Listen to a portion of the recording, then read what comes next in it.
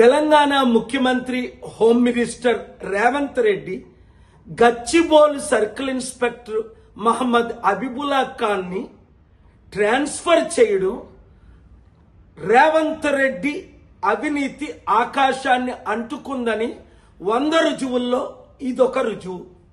ఆయన చేసిన తప్పేంటి?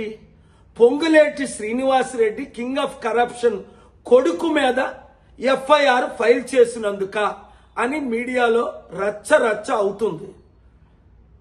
నేను గత శుక్రవారం ఆనరబుల్ తెలంగాణ హైకోర్టులో కూడా ఇది పలికాను. ఈ ఉదాహరణ చూపించాను.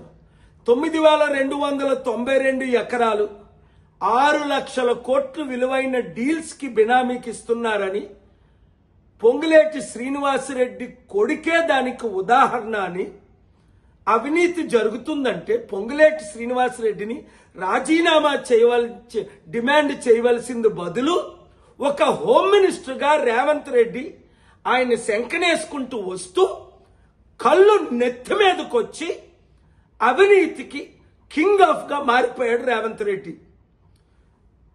దేవుని ఉగ్రత వస్తుంది. ప్రజలారా వినండి.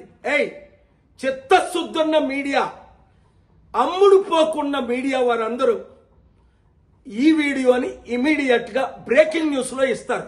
అమ్ముడుపోయిన వాళ్ళు చెప్పట్టుకొని అమ్ముడుపోండి మీరు కూడా.